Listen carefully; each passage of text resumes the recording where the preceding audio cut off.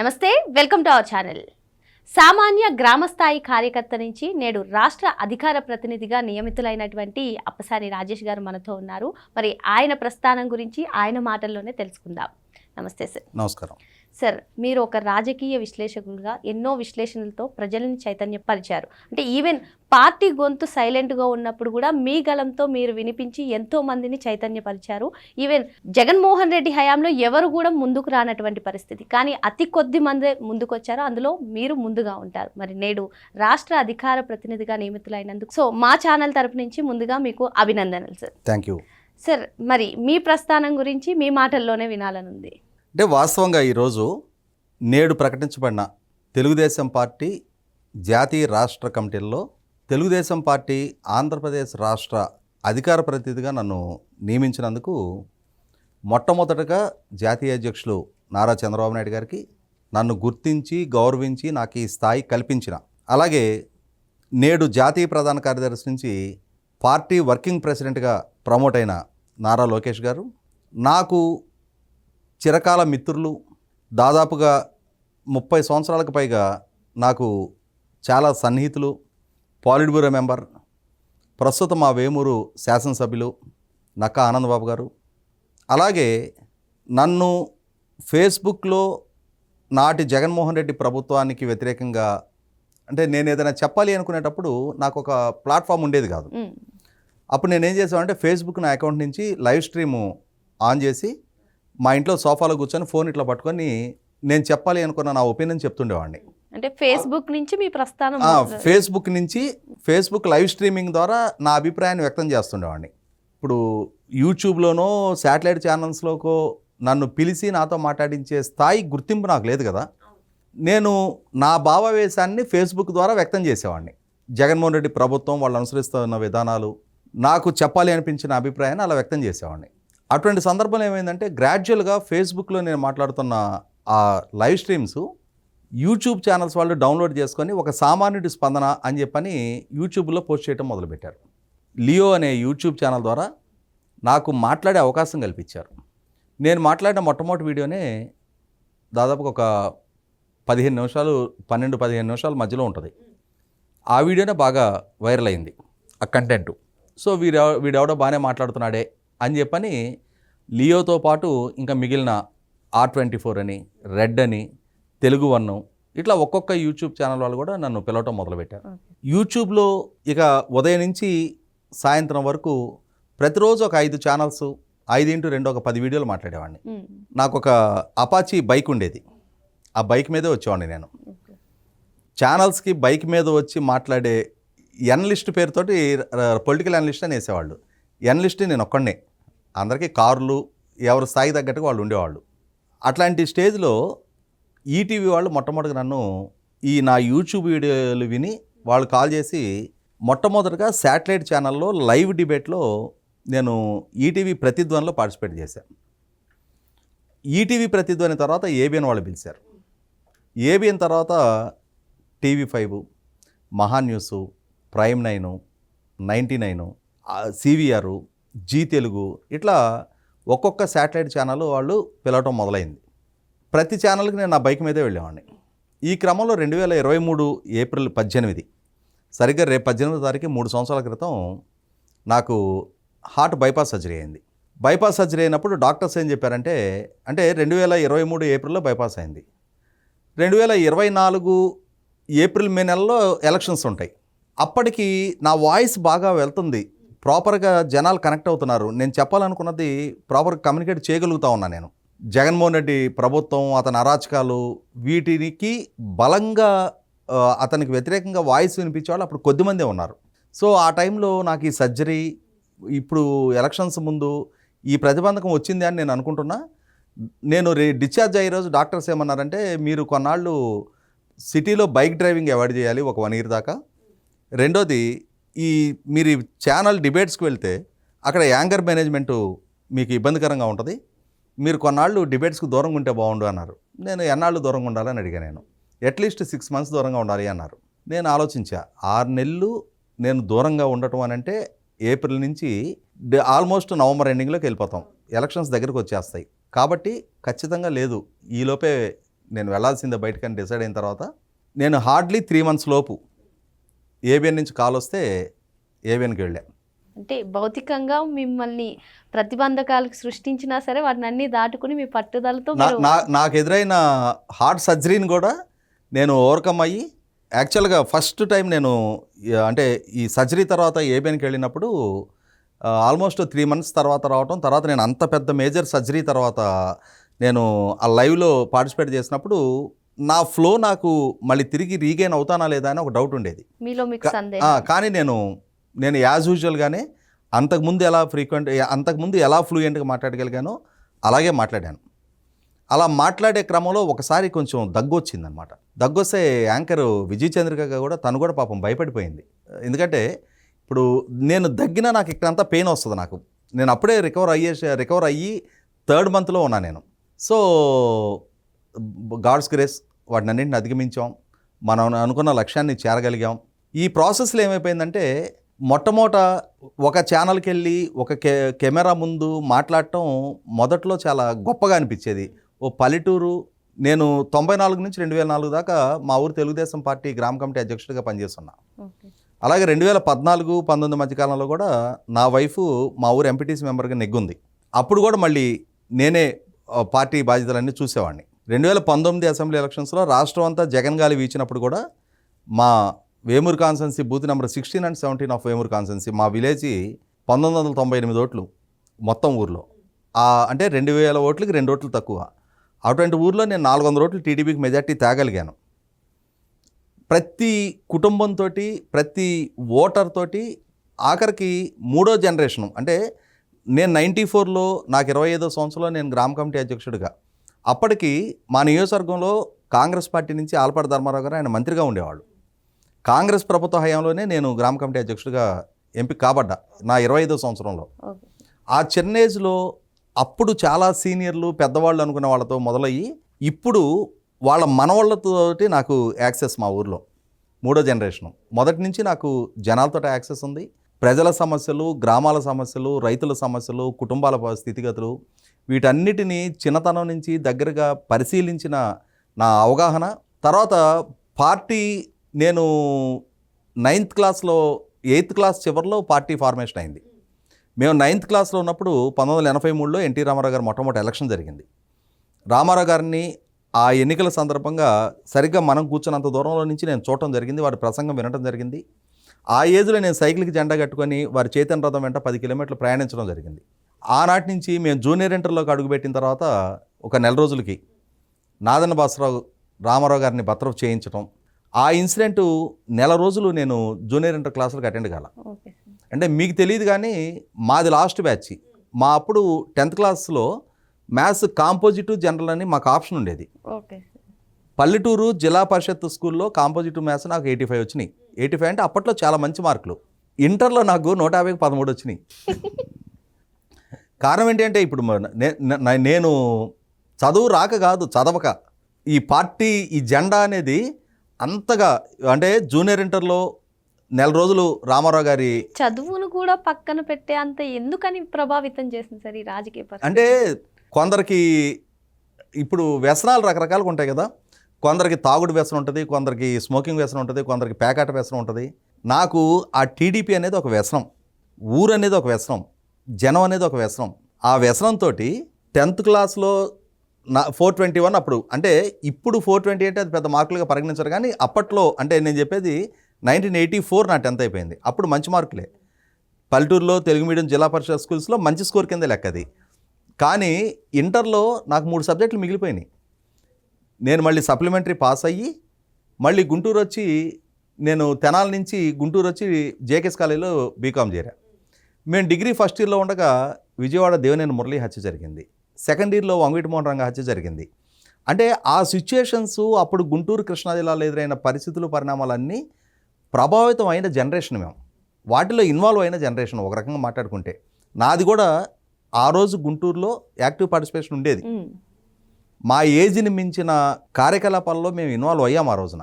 దాంతో పార్టీకి సంబంధించిన సంఘటనలు, ఎప్పుడు ఏం జరిగింది అనేది నాకు మైండ్లో రిజిస్టర్ అయిపోయింది. నన్ను చాలామంది అడుగుతారు, మీరు డేట్లతో సహా చెప్తారు కదా, ఎలా మీరు డైరీలో రాసుకునే వాళ్ళ? మీరు హోంవర్క్ చేసుకుంటారా డిబేట్కి వెళ్ళేటప్పుడు అని చెప్పని. నేను ఏ హోంవర్క్ చేయను, నేను ఎక్కడ రాసుకున్నది లేదు. నాకు జ్ఞాపకం ఉన్న సంఘటనలు, నేను చదివినవి, నేను చూసినవే నేను చెప్తా. నేను మొదటి నుంచి నేను పెట్టుకున్న ప్రిన్సిపల్ ఒకటే, కెమెరా ముందు మనం మాట్లాడుతున్నాం, అది 100 మందికి రీచ్ అవుద్దా, 1000 మందికి రీచ్ అవుద్దా, 1,00,000 మందికి రీచ్ అవుద్దా అనేది ఆ వీడియోకున్న ఆ కంటెంట్ గ్రావిటీ మీద డిపెండ్ అయి ఉంటుంది. ఎంతమందికైనా రీచ్ అవునాయి. కానీ నేను మాట్లాడింది 10 మంది వింటూ ఉన్నప్పుడు నా నోటి నుంచి ఫిల్తీ లాంగ్వేజ్ అనేది రావడానికి వీల్లేదు. నాకు నేను పెట్టుకున్న నియమం అది. ప్రత్యర్థినైనా సరే గౌరవప్రదంగానే సంబోధించాలి, ఇష్యూ బేస్డ్గా విమర్శ చేయాలి, వ్యక్తిగత విమర్శకు వెళ్ళకూడదు. తర్వాత గాసిప్స్ మీద నేను మాట్లాడను. పబ్లిక్ ఫోరంలోకి వచ్చిన అథెంటికేటెడ్ సమాచారం మీద మాత్రమే నేను మాట్లాడతా. గాసిప్స్ స్ప్రెడ్ చేయడం అనేది నా పాలసీ కాదు. ఇవి నేను పెట్టుకున్నా మొదటి నుంచి. సో నేను యూట్యూబ్ ఛానల్స్కి వచ్చినప్పుడు కూడా నన్ను కొన్ని సందర్భాల్లో పలానా వెబ్సైట్లో ఈ గాసిప్ వచ్చింది అని అడిగితే నేను నిర్మోహటంగా చెప్తాను. అప్పటికి ఇప్పటికీ ఇంకా తర్వాత నేను మాట్లాడినని డిసైడ్ అయిన తర్వాత అటువంటి టాపిక్స్ నా దగ్గర ప్రస్తావించడం మానేశారు ఛానల్స్ వాళ్ళు కూడా. సో ఏదైతే అథెంటికేటెడ్గా పబ్లిక్ ఫోరంలోకి వచ్చిన ఇన్ఫర్మేషన్ ఉంటుందో, రూఢి అయిన సమాచారం ఉంటుందో దాని మీద మాట్లాడతా. ఇలా ఈ మాట్లాడే క్రమంలో వెనక్కి తిరిగి చూసుకుంటే సుమారుగా 10,000 యూట్యూబ్ వీడియోస్ అయిపోయినాయి. బహుశా నేను అనుకోవటం అన్ని వీడియోలు ఈ మధ్యకాలంలో ఎవరు అంటే ఒక రాజకీయ పార్టీ తరఫున అన్ని వీడియోలు ఎవరు మాట్లాడి ఉండకపోవచ్చు. అంటే శాటిలైట్ ఛానల్ డిబేట్స్ కాక ఓన్లీ యూట్యూబ్లోనే సుమారుగా 10,000 అయితే ఉండుంటాయి. మేబీ కొంచెం అటు ఇటు అయితే అయి ఉండొచ్చాము, కానీ నా అంచనా అయితే సుమారుగా 9,000కి 10,000కి దగ్గరలోనే ఉండుంటాయి. 9,000 పైన 10,000 దగ్గరలో ఉండుంటాయి. ఈ క్రమంలో 2024 ఎన్నికల ఫలితాలు విడుదలైన తర్వాత నాకు పార్టీ వైపు నుంచి ఇన్ఫార్మ్ చేశారు. ఎందుకంటే నామినేటెడ్ పోస్ట్ నేను ఎక్స్పెక్ట్ చేస్తున్నానేమో అన్న అనుమానంతో నాకు ముందే ఇన్ఫార్మ్ చేశారు, మీరు గవర్నమెంట్లో కాదు పార్టీలోకి అవసరము అని చెప్పని. నేను కూడా చెప్పాను, నేను మొదటి నుంచి పార్టీ స్ట్రక్చర్లో ఉన్నవాడిని. గడిచిన 5 సంవత్సరాలుగా నేను విశ్లేషకుడిగా మాట్లాడుతున్నా. కానీ ఒకవేళ పార్టీ పరంగా నాకు ఆ గుర్తింపు ఇస్తే నేను 100% సంతోషంగా బాధ్యత స్వీకరించడానికి సిద్ధంగా ఉన్నానని చెప్పాను. ఈ మధ్య లోకేష్ గారు కూడా పదే చెప్తున్నారు కదా, ఒక గ్రామ స్థాయి కార్యకర్త పాలిట్ బ్యూరో మెంబర్ స్థాయికి ఎమర్జ్ అవ్వాలి అని చెప్పని. పాలిట్ బ్యూరో మెంబర్ స్థాయికి నేను ఎమర్జ్ కాకపోవచ్చు, కానీ ఒక గ్రామ స్థాయి కార్యకర్తగా, గ్రామ కమిటీ అధ్యక్షుడిగా 2020 స్థానిక సంస్థల ఎన్నికల్లో నేను ఎంపీటీసీకి నామినేషన్ వేస్తున్నా. అప్పుడు డాక్టర్ నిమ్మగడ్డ రమేష్ గారు ఎలక్షన్ కమిషనర్గా కరోనా కారణంగా వాయిదా వేసి, తర్వాత తెలుగుదేశం పార్టీ బాయ్కాట్ డెసిషన్ తీసుకునేటప్పటికి నేను హైదరాబాద్లో ఉండిపోయి ఇంకా ఊరు కూడా వెళ్ళా, ఏజెంట్ని కూడా పెట్టలా.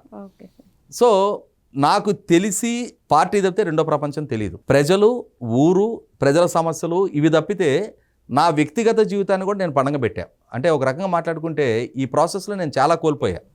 నా చదువుని పండగ పెట్టాను, నా కెరీర్ని పండగ పెట్టాను, నా ఆస్తులు పోగొట్టుకున్నాను, కేసులు పాలయ్యాను, జైలు పాలయ్యాను.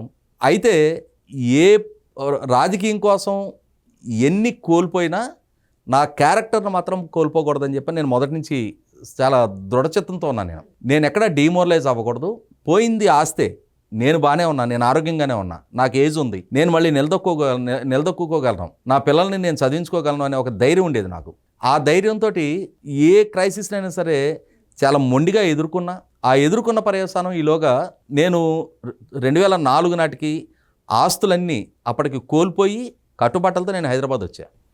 నా పెద్ద కొడుకు 7వ సంవత్సరం, చిన్నవాడికి 4వ సంవత్సరం నడుస్తూ ఉంది. అప్పుడు ఆ స్టేజ్ నుంచి వాళ్ళు కూడా బ్రహ్మాండంగా చదువుకున్నారు, పైకి వచ్చారు, వాళ్ళ కెరీర్లో వాళ్ళు గౌరవప్రదంగా స్థిరపడ్డారు.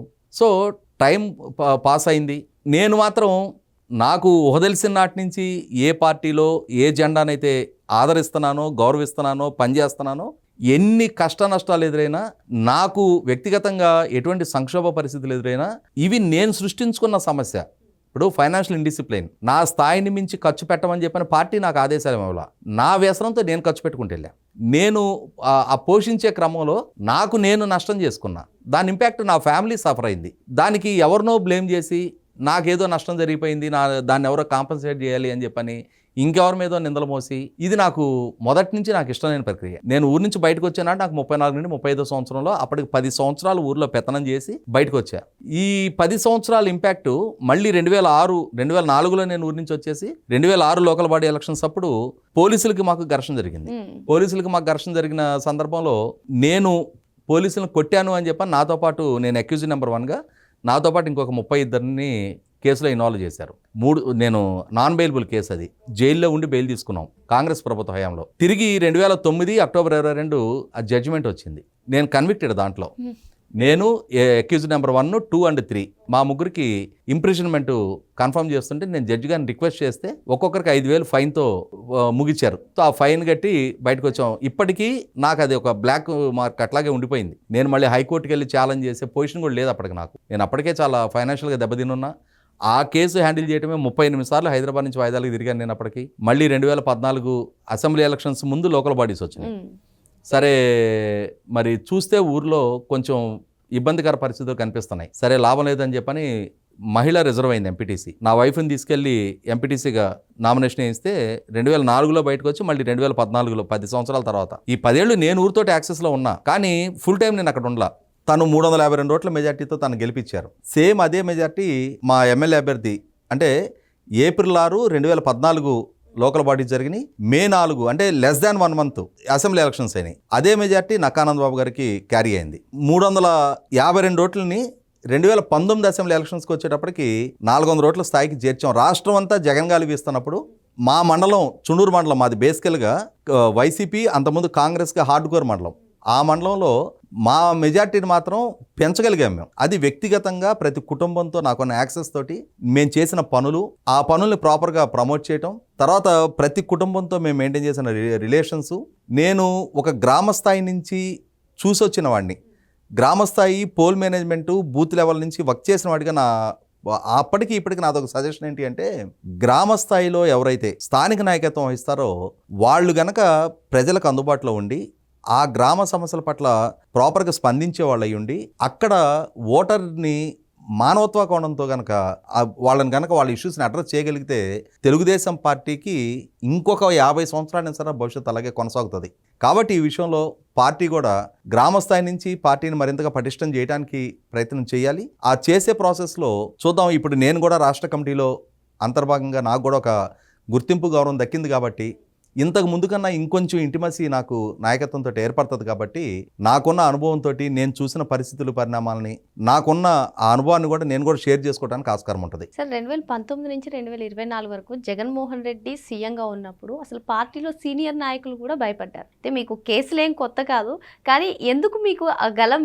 వినిపించాలనిపించింది? అప్పుడు మీకు ఏమీ భయమే లేదా? అంటే మళ్ళీ కేసులు పెడతారు, అసలు ఇక్కడ హైదరాబాద్లో ఉంటున్నారు, మీకేం అనిపించలేదు అప్పుడు? అంటే మీకు ఒక ఇన్సిడెంట్ చెప్తాను. నేను జూనియర్ ఇంటర్లో ఉన్నా 1984లో. జూనియర్ ఇంటర్లో ఉన్నప్పుడు డిసెంబర్ 27వ తారీఖు అంటే అక్టోబర్ 31 ఇందిరాగాంధీ హత్య జరిగింది.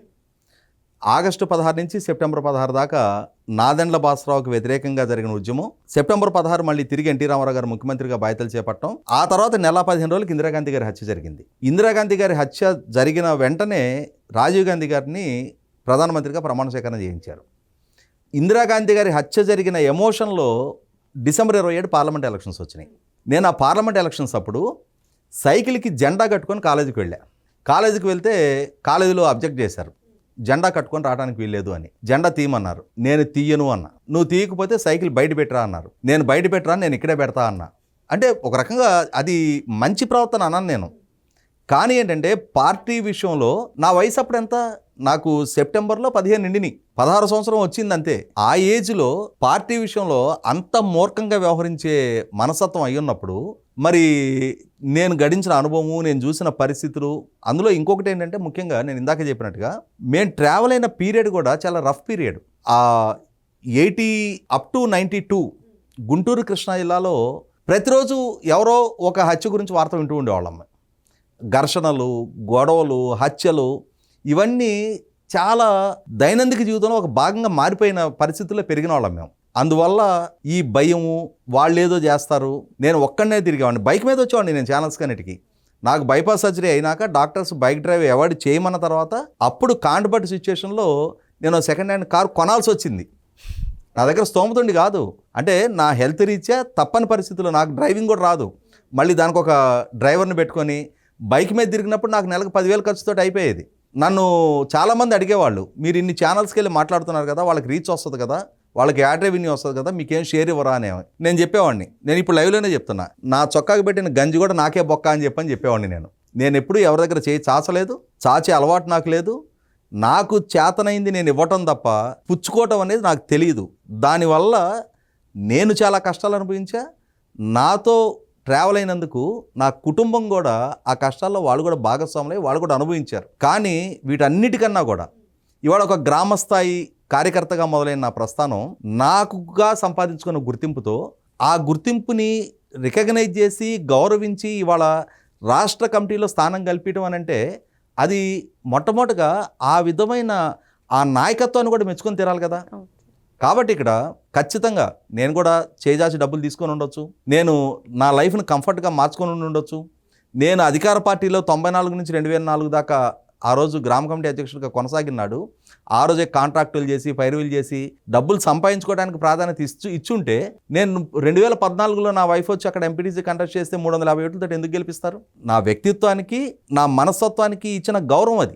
ఆ ఊరు ఆ జనంతో ప్రతి కుటుంబంతో నాకు మమేకమైన అనుబంధం ఉంది. అందువల్ల నేను ఇలానే ఉండాలని కోరుకుంటా. ఇలానే పార్టీకి నా జీవితకాలం నాకు ఓపికన్నంత వరకు, నాకు అవకాశం ఉన్నంత వరకు రాజేష్ని మేము ఎంపిక చేసాం, ఈ రాజేష్ వల్ల మేము ఇబ్బంది పడ్డాం అన్న మాట ఏ రోజు పార్టీకి ఇప్పటివరకు ఇన్ని 10,000 వీడియోల్లో నేను ఆ మాట రానివ్వలేదు. భవిష్యత్తులో కూడా ఆ మాట రానివ్వను. నా వ్యక్తిత్వాన్ని కాపాడుకుంటూ గౌరవప్రదంగానే ఈ బాధ్యతను నిర్వహిస్తానని చెప్పని సగర్వంగా ఇవాళ కెమెరా ముఖంగా చెప్పగలుగుతాను. మరి చిన్ననాటి నుండి పార్టీయే ప్రాణంగా అటు గ్రామ స్థాయి కార్యకర్త నుంచి ఇటు రాష్ట్ర అధికార ప్రతినిధిగా, అదేవిధంగా రాజకీయ విశ్లేషకులుగా ఎన్నో విశ్లేషణాత్మకమైనటువంటి సందేశాలని ఇస్తూ మరి రాష్ట్ర అధికార ప్రతినిధిగా కూడా పార్టీ గొంతుకగా మరెన్నో విశ్లేషణాత్మకమైనటువంటి సందేశాలు అందిస్తారని చెప్పి మరోసారి అభినందనలు తెలుపుదాం. Thank you sir.